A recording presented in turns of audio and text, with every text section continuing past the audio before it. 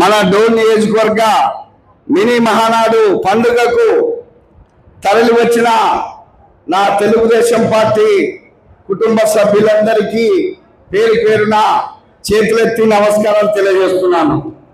ఈ కార్యక్రమానికి, ఈ పండుగకు, ఈ సభకు మన ప్రియతమ నాయకురాలు మనందరి విజయాన్ని మరి ఆమె భుజాన వేసుకొని మన జరిగిన ఎన్నికల రణరంగంలో విజయాన్ని మన దగ్గరికి తీసుకొచ్చిన నాయకురాలు కోట్ల సుజాతమ్మ గారు అధ్యక్షత వహిస్తున్నారు.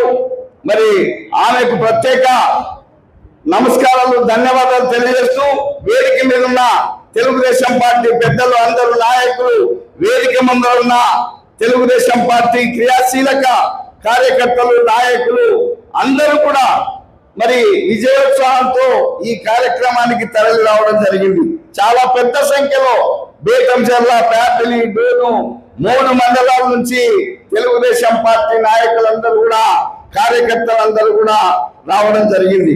మీకు తెలుసు, మరి మొన్న జరిగిన ఎన్నికల్లో మరి మనందరం కూడా చెమటోడ్చి కష్టపడి ఈ నియోజకవర్గంలో ఓటమి నాకు లేదు, నన్ను ఓడించేవారు ఎవరు లేరని చెప్పి విరోధిగా ఒక నాయకుడిని ఇంటికి పంపించినాము, ఓడించినాము. ఆ ఘనకీర్తి, అట్లాంటి చరిత్ర ఇక్కడున్న ప్రతి కార్యకర్తకు ఉందనే విషయాన్ని ఈ సందర్భంగా నేను తెలియజేస్తున్నాను. మన గెలుపులో, మన విజయంలో కోట్ల కుటుంబం క్రియాశీలకమైనది. వారు ముందు నడిచిన తర్వాతనే మనందరం కూడా మన కష్టపడ్డాము, విజయాన్ని మనం తెచ్చుకున్నాం. మీకు తెలుసు, తెలుగుదేశం పార్టీ క్రమశిక్షణ పార్టీ, సిద్ధాంతం పరంగా పార్టీ. ఆ రోజే అన్న ఎన్టీఆర్ గారు తెలుగుదేశం పార్టీని స్థాపించిన రోజే సమాజమే దేవాలయం, ప్రజలే దేవుళ్ళు అని చెప్పేసి ఒక గొప్ప మానవతా సిద్ధాంతాన్ని, ఏ రాజకీయ పార్టీ కూడా చెప్పని ఒక మానవతా సిద్ధాంతాన్ని మన అన్న ఎన్టీఆర్ గారు చెప్పడం జరిగింది.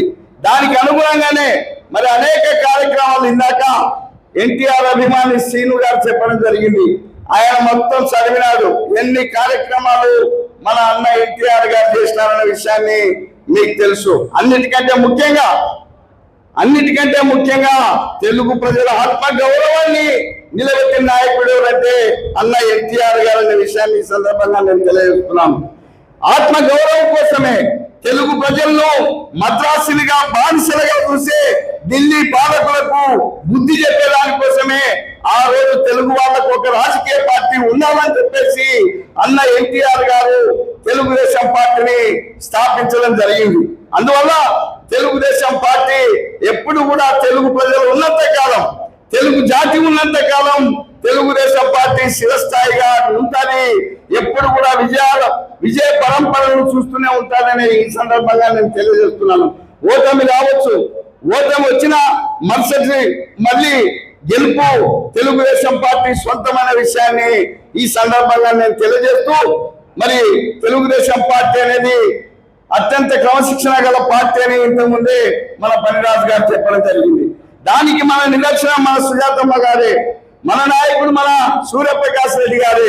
ఎందుకంటే మరి ఆ రోజు మన నాయకుడు చంద్రబాబు నాయుడు గారు, ఈ రాష్ట్ర ముఖ్యమంత్రి గారు, మరి ఆ రోజు ఇక్కడ డోన్ నియోజకవర్గంలో మనకు ఎమ్మెల్యే అభ్యర్థిగా సూర్యప్రకాష్ రెడ్డి గారిని మనందరి కోరిక మేరకు పోటీ చేసేదానికి పంపిస్తే, మరి ఆ రోజు పార్టీ నిర్ణయాన్ని వినమ్రంగా శిరసావహించి ఎన్నో అవకాశాలున్నా వాటన్నిటిని వదులుకొని, కర్నూలు పార్లమెంటును వదులుకొని, ఆలూరు నియోజకవర్గాన్ని వదులుకొని ఇక్కడ ప్రజల కోసం వచ్చినారంటే అది పార్టీ పట్ల, రాజకీయాల పట్ల వాళ్ళకున్న అంకితాభావం, క్రమశిక్షణ అనేది ఈ సందర్భంగా మనం తెలుసుకోవాలా, వాళ్ళని చూసే నేర్చుకోవాలా.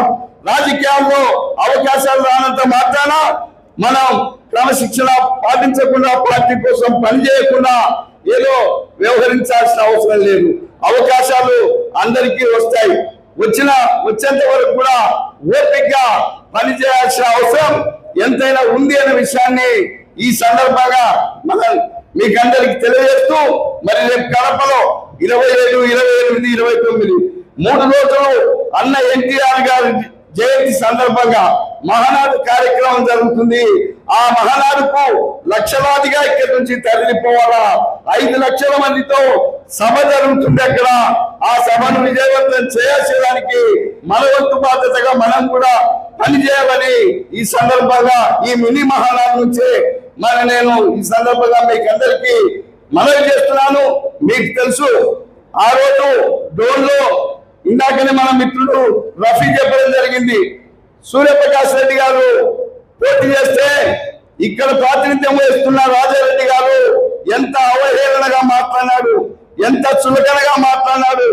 నాకు ఓటమి లేదు, కోట్ల వాళ్ళకి ఇక్కడ ఇల్లు లేదు, ఆఫీస్ లేదు, అసలు ఆయనకు ఏ ఊరికి పోయడానికి రోడ్డు కూడా తెలియదని చెప్పేసి ఎంత అవహేళనగా మాట్లాడారు రాజారెడ్డి గారు మనం చూసినాం. అట్లాంటి వాళ్లకు బుద్ధి చెప్పిన చైతన్యవంతులు డోన్ నియోజకవర్గ ప్రజలు, డోక్రాన తెలుగుదేశం పార్టీ నాయకులు, కార్యకర్తలు అనే విషయాన్ని ఈ సందర్భంగా నేను తెలియజేస్తున్నాను.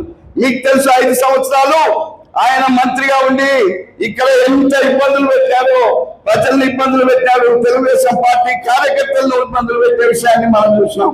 ఈ వేదిక మీద ఉన్న బుగ్గన్న ప్రసన్న లక్ష్మమ్మ గారు కంట కన్నీరు పెట్టి బేతంచెర్ల బహిరంగ సభలో మాట్లాడడం జరిగింది. ఆమె భద్రేశ్ స్వామిలో ఒక అన్నదాన సత్రం కట్టిస్తే డాక్టర్ శంకరెడ్డి గారి పేరు మీద ఆ సత్రాన్ని తీసి టెంపుల్కు అప్పచెప్పేసి వాళ్ళని ఇబ్బంది పెట్టి నానాక ఇబ్బందులు పెట్టిన విషయాన్ని మనం చూసినాం. కేవలం కక్షతో, రాజకీయ కక్షతో ఆ రోజు ఆమె శాపనార్థం ఇచ్చింది, నువ్వు ఓడిపోతావు అని చెప్పేసి. అందుకే ఆ రోజు బేతంచెర్ల సభలో చెప్పడం జరిగింది, ఆడవాళ్ళు కన్నీరు పెడితే అరిష్టాలు జరుగుతాయి, ఖచ్చితంగా రాజారెడ్డి ఓడిపోతాడని చెప్పడం జరిగింది. బేతంచెర్లలో ఉండే తెలుగుదేశం పార్టీ నాయకుల పైన, కార్యకర్తల పైన, ఇక్కడ వేదిక మీద ఉన్న నాయకుల పైన, కౌన్సిలర్స్ పైన ఎస్సీ ఎస్టీ కేసులు పెట్టి వేధించి లోపల పెట్టిన విషయాన్ని మనం చూసినాం.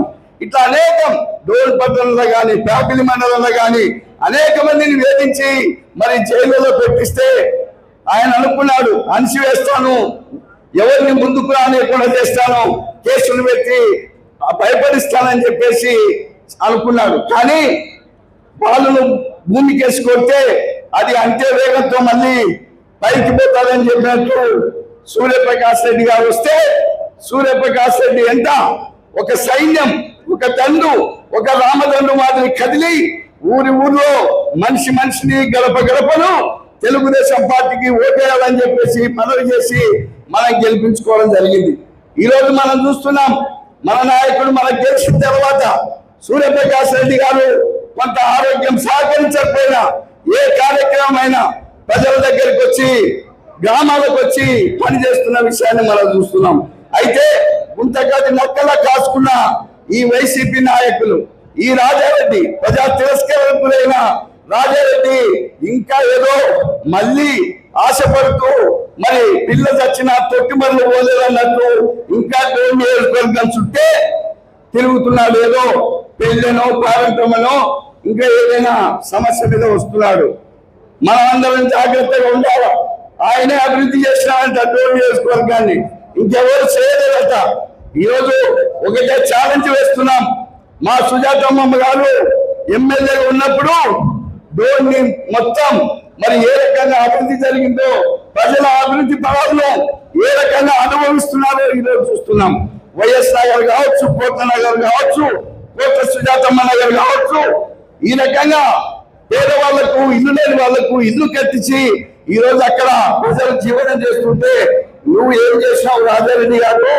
నువ్వు మంత్రిగా ఉండి మరి జగనన్న కాలనీని దొరపల్లి కొండలో పెట్టావు, అక్కడ సెంటు భూమి ఇచ్చినావు, కరెంటు లేదు, నీళ్లు లేవు, రోడ్డు లేదు. అక్కడ ప్రజలు ఏ రకంగా ఇల్లు కట్టుకుంటారు, జీవనం చేస్తారని చెప్పేసి రాజారెడ్డిని నేను అడుగుతున్నాం. లేదంటే ఉడుగుల అవుతావు వంకలో, మరి మోకాలలో నీళ్ళు వచ్చే వంకలో నువ్వు అక్కడ జగనన్న కాలనీ నిర్మిస్తావు. పేదవాళ్ళు మరి అట్లాంటి చోట్లనేనా జీవనం చేయాల్సింది? నేను అడుగుతున్నా, నువ్వు ఎక్కడైనా వస్తే ఎప్పుడైనా ఏదో ఒక అసంపూర్తిగా బిల్డింగ్ ఉందని చెప్పేసి వాటికి పోయి ఫోటోలు పెడుతున్నావు. నేను ఒకటి అడుగుతున్నాను, దొరపల్లె జగనన్న కాలనీ కొండకు పోయి నువ్వెందుకు ఫోటోలు పెట్టకున్నావు? లేకపోతే ఉడుగులపాడు దగ్గర ఉన్న అసంపూర్తిగా ఉన్న ఇళ్ళ దగ్గరికి పోయి నువ్వు ఎందుకు ఫోటోలు పెట్టకున్నావు రాజారెడ్డి గారిని అడుగుతున్నాం. ఎందుకంటే అక్కడ పోతే దాంట్లో ఉన్న బండారం అంతా బయటకు వస్తుంది. పేదవాళ్ళకి ఇళ్ళ పేరు మీద నువ్వు ఎన్ని కోట్ల రూపాయలు ఫ్రాడ్ చేసినావో, ఎంత అవినీతికి పాల్పొన్నావో, రైతుల నుంచి ఒక రేటు తీసుకొని గవర్నమెంట్ కి ఇంకో రేటు ఇచ్చి ఎంత అవినీతికి పాల్పొన్నావో అదంతా కూడా బయటకు వస్తుంది. కాబట్టి రాజారెడ్డి గారు అక్కడ పోవడం.